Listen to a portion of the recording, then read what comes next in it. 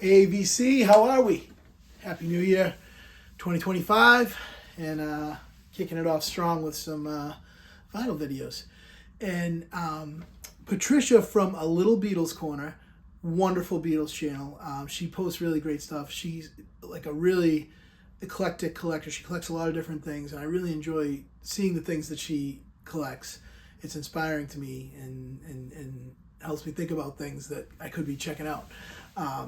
Really great. So she put together a Beatles Vinyl Tag for 2025, which I'm stoked about. I love it. So this is the first time I'm doing a Beatles Vinyl Tag, so I'm really excited to do that. I saw Mr. Mayo. Of course, I'm a fan of his YouTube channel. He put together his and had some great answers. So yeah, here's my go at the Beatles Vinyl Tag. I'm going to get right into it. Okay. Favorite Beatles holiday song? Bunch of different ways I could have gone with this, but I am going with Ding Dong, George Harrison off of Dark Horse. You often don't think of it, obviously, as the first thing that comes to mind as far as a Beatles holiday song, but I love it. It's awesome. Super upbeat. Put it on to ring in the new year. It's just awesome, and great overlooked holiday song. There aren't many New Year's Eve songs, so add this to your list for New Year's Eve songs and crank it at 12 a.m. next year. All right. Favorite Beatles album cover. Okay. Lots of different ways I could have gone with this too. You'll find that for all of these. If you're a real, one of the diehard Beatles fans like I am, there's multiple answers for all these, and it drives you nuts to pick one. But a couple years ago when the Let It Be box came out, they included the Glyn Johns Get Back. And I have always loved this. Even when it was in like bootleg form, I always thought, man, this is awesome. This is like, it's just so cool. I like it better than the blue. And like just the way this looks, I just think is better. I like the apple up here. Everything about this is just awesome. And I wanted to go with an official release, which this sort of is because it was in the box set. So yeah, it's official. And I love it. I love this cover. I thought that was really good to get this in the box set as well. I thought that was a great addition. So yeah, Get Back. All right, favorite Beatles colored vinyl.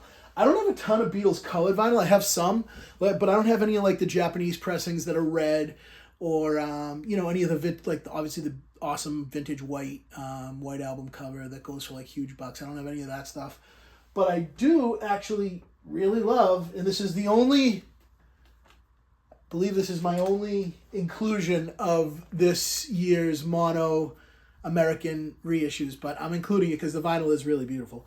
So the Target exclusive of this year's mono reissues, all analog. I'll show you the vinyl. I believe you can still get these. You may or may not be able to see it. You probably won't, but try to get the light on it. It's marbled in this awesome color blue. And it's sort of transparent. Not transparent's the wrong word, but it's kind of like you get a little bit of see-through action on the vinyl. It's pretty cool. You can see the marbling when you hold it up to the light. I think that's probably the coolest Beatles color vinyl that I own. All right. Favorite Beatles picture sleeve. Okay, I have some Beatles 45s, but I don't have a lot of picture sleeves. So I didn't have a lot to choose from as far as my picture sleeves were concerned. One other one that comes to mind is Now and Then, and I love Now and Then, the song. The art for Now and Then, don't even get me started. Ugh. So I went with this year's release, the single that came out, which is a re-release of the original 1964 picture sleeve for I Want to Hold Your Hand and I Saw Her Standing There. This is great. I think this is a fantastic sleeve. Like it's perfect. Got that banner header. The boys in their classic suits, and you can see they put the hype sticker over Paul, who's smoking a cigarette. So if you look on the back, there's no hype sticker. Oh, they almost got it with the Preston Germany thing or whatever, but nope, you can see Paul smoking a cigarette. How dare he? But anyway, pretty awesome. Great single too, because this might come up in a later question. And I'll tell you why. All right. Favorite of the last 3 Beatles singles and rank them.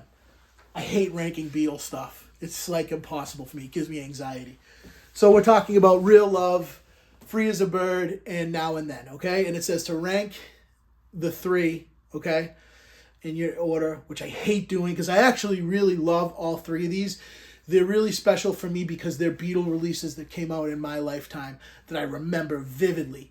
I remember sitting in front of the TV in 1995 when Free as a Bird played at the end of Anthology 1 and like being in tears and like not knowing how to control myself. Like, this is a new Beatles song that I'm about to see. Wow. And like, so that holds a special place in my heart. And then I kind of felt the same way for Real Love. And then Now and Then hit me hard. Now and Then was super nostalgic. Just because, you know, they're getting older. To hear John's voice like that, the job they did. Oh my God, how do I pick? All right, so let's look here. I got 3. I went with 3 different pieces of media for each one. So we got the Now and Then 45, Real Love CD single, and the Free as a Bird tape single. All right, here's what I'm going to do. Man, how do I rank these? I'm going to say 1A, 1B, and 1C. 1A, Now and Then. I just have to. It's I love the John focus of it. I love the way John's vocal sounds. It's like chilling, and I love the video. You know, some people don't like it. I love it, and I think it's all the whole package for me. The video, the song, John's voice. You know, yeah. So I'm gonna go number 1. Number 2, I'm going to go Free as a Bird just because it was the first one. And I remember watching it and like it hitting me hard. And then Real Love. I honestly might think this is my favorite of the 3 songs, but I'm going to put it third just because the other 2 have such like an emotional impact for me. And this one just happened to come out second. I think that's why this might get the 1C. But I love all 3 of these songs. I don't care what anyone says. I love all 3, and they're dearly, dearly special to me in the Beatles catalog. Okay, next.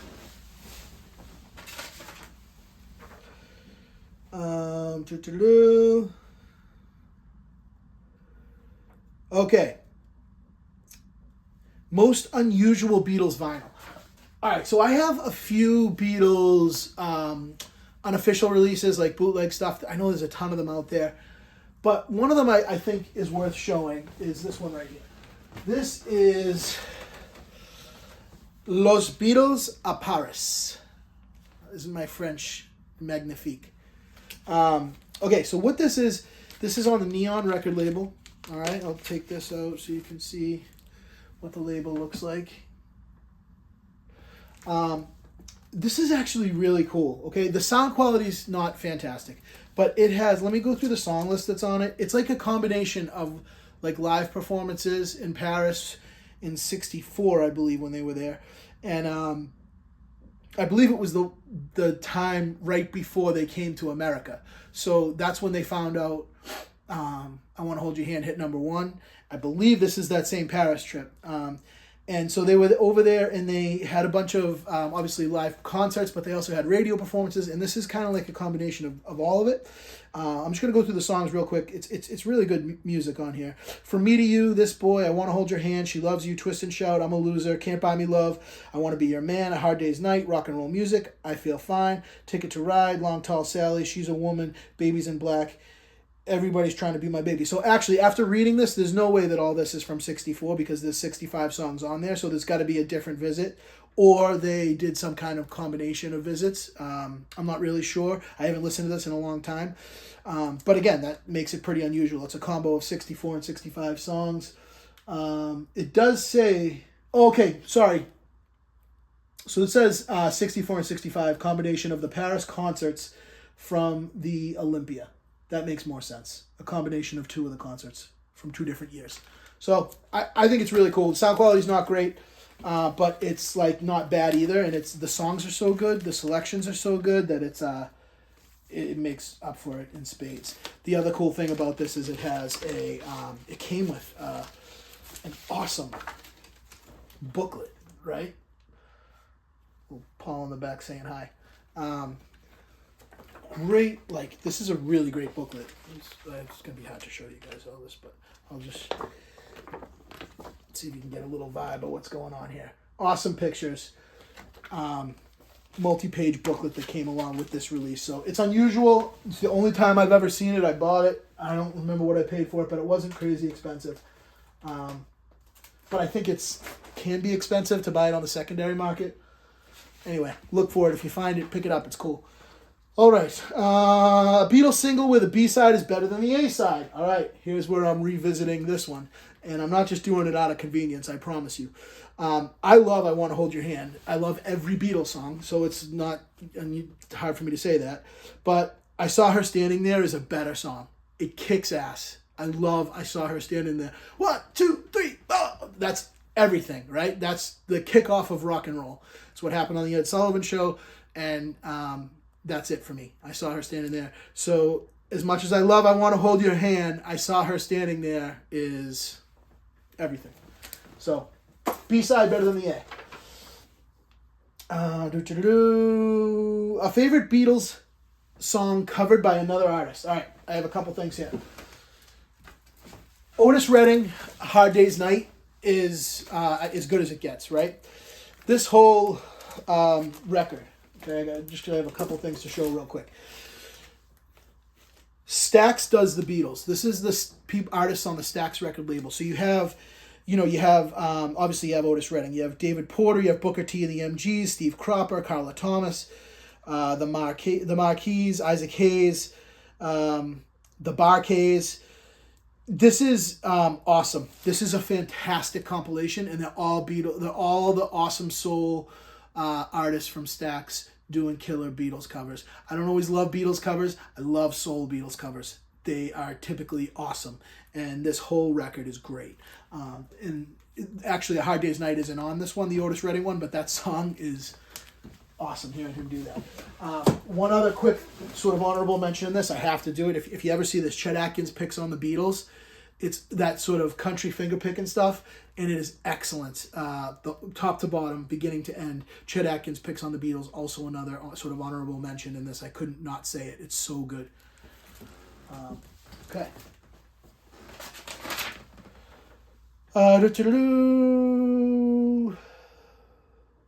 Okay, favorite song covered by the Beatles.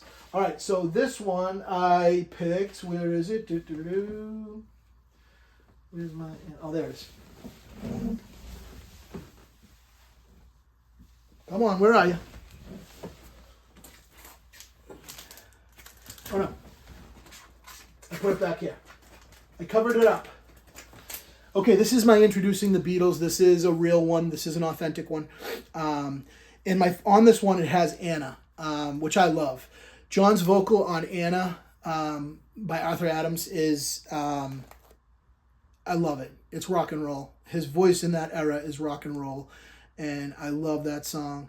I love how he sings it. I love how he delivers it. I feel the authentic rock and roll that comes from that.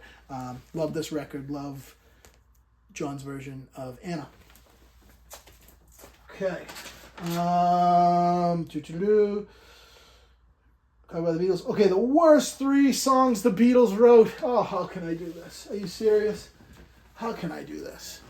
The worst 3 songs the Beatles wrote are still, better than anything ever. So, I don't know, whatever. So take this with a grain of salt. This is just...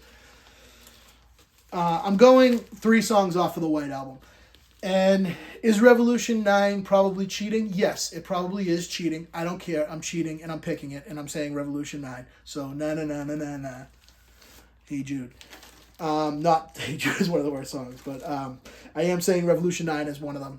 I can't listen to the whole thing. I just can't even get through it. It's just not possible for me. And I know it's not really like songwriting, but whatever, I'm saying it. So Revolution 9, and there's 2 other ones on here that I'm going to name. Picking a George song is tough for me because how much I love George, but I am going to pick, which one was it that I was going to... Oh, Savoy Truffle. I just don't... I get it. Like, it's a sort of a political satire, and, I just don't love it. I never skip it. I'll always listen to it, but not one of my favorites. And the last one was also on here. I picked 3 from the White Album. Wild Honey Pie. Wild Honey Pie, it's all right, you know. It's all right. That's about all I'll say about that. Okay. So, next. The last Beatles product you bought. All right, this one's a little special. I'll try to lift it up and bring it over. I am not a sort of Lego person, but I bought this. They released it in the beginning of the year.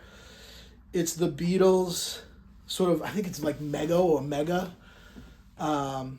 set, okay? And I built it all by myself. Actually, my 10-year-old daughter did help me, so that was nice to do that with her a little bit. But this thing was no joke to put together. It is so detailed. Like, if you look, you see, it's the Ed Sullivan stage. So you got the Ed Sullivan stage, right? You got the sign right there. It's got the camera. It's got, like, the set list and, like, the Beatles, all the signia that would be on the stage with them. If you look at the camera, you can see there's like an actual video from the, I don't know, I hope you can see that. I hope I'm not just holding stuff up for you to be like, what the hell is that? But there's like actual film footage from the Ed Sullivan show. You can see how detailed all the Beatles are, you know, hopefully, I hope I'm not doing this and like just making this awful for you guys, but it's pretty great. It's pretty detailed. Stage is awesome. You can plug it in and it also, like, these lights actually light up and shine down on the stage. It's pretty incredible. I love it. And it's, I usually don't go for stuff like this. I did it. I made it. I built it myself. And I'm proud of it, damn it. I'm very proud of it. And I'm putting it in a very risky place, but we're good. All right. That's my favorite Beatles product of this year. Okay. Where are we? Okay, we're last Beatles product. Okay, ongoing Beatles collection you're trying to complete. Okay, I don't have like a specific collection that I'm going for, but what I am going for is sort of as a general thing. I'm trying to go for the best possible sounding UK or / European sounding pressings. All right. So what that means to me is like I'm not talking about anything US. Don't care about the US really. Obviously, I like the new releases. I think they sound really good, but that's not what I'm talking about. I'm talking about the UK track list, their intended track lists, their intended way to listen to them, the way that I discovered them on CD, you know, way back when. That's what I want to hear, and I want to hear the best possible versions of those. One of the great resources that has guided me in finding these is Andrew from Parlogram Auctions. If you don't follow Andrew from Parlogram, I don't think there's any way if you're watching this, and I don't think there's really any way you don't know who Andrew from Parlogram is. If not, find him on YouTube. He's amazing. I can link to him if I remember in the description. Channel's amazing. It's the Beatles go-to on YouTube, in my opinion. He's so knowledgeable as far as vinyl goes. So what I've done, and this kind of leads me into the next one, what I've been doing is I've been taking recommendations from him on the sort of the best sounding stereo and mono copies. So what I want is a best sounding stereo and a best sounding mono of each of the official Canon releases. One thing I just picked up per his recommendations was Help and Beatles for Sale. So these are UK releases. These are on the Parlophone label, and these are both on the, they call this the 2 EMI box. You can see 2 EMI boxes, one here, square Parlophone label. These came out in like roughly the late 70s, okay? And I can't see the dead wax, but you can look these up. Go to his YouTube page and see them. They are sort of late 70s pressing, but they're cut from all analog, and they sound really great. Same thing with my Help copy from that era. So this, to me, is a way that I can get the best sounding. I'm not in the mode of collecting first press UK. I wish I could afford that. I can't. I would love to do that, but I just can't do that. So I'm on the hunt for as good a sounding stereo and mono copies of the UK Canon that I can get for reasonable prices. Like, for example, I got both of those for like $20 a piece, shipped from the UK. A really good deal. So I love that, you know, and they're in easily VG plus near mint minus condition. They're really great. The vinyl anyway. The sleeves are a little more beat up, but whatever. It's a great deal and they sound really good. So I'm happy with that. That's what I'm on the hunt for. Okay. Prized thing in your Beatles collection. Okay. This I don't have a ton of like high dollar Beatles stuff. What I do have is this, and I got this last year. This is, I'll try to not get the glare on it. This is, hopefully you get all of it here. This is called The Cynic, all right? This is taken by May Pang. It is from the Long Island Sound in New York in 1974, hand signed by May Pang. She did a show in Boston. Okay, she did a photo tour to promote her movie that came out, which was excellent, by the way. Watch the May Pang documentary; it's excellent. And she was selling beautiful photos of John and a couple of the other Beatles, but like the John pictures were just amazing. Obviously, you know, they were together for, you know, a while, and she captured him in some really amazing moments. This is called The Cynic, and I just love this picture of John. I just think it just captures him. And she even said, she goes, I remember when I took this, she was kind enough to tell us the story. Me and my wife went and met her at the City Winery in Boston. It was, oh my God, what an experience. To meet someone, obviously I've never met a Beatle, but to meet someone that has known John is it's mind-blowing. You know, it's mind-blowing. And you know, she was so kind to us. She gave us her time. She told us stories. She told us about this picture. She told us about being on the Long Island Sound with him. And this is just a great picture. I mean, does that not capture John? Just like, you know, deep in thought. So what's cool is it's hand signed by May Pang, and we got the first print of this. So number 1 out of 999. So that's pretty cool. That's my Beatles prized possession. It hangs above my couch in my living room. I love it.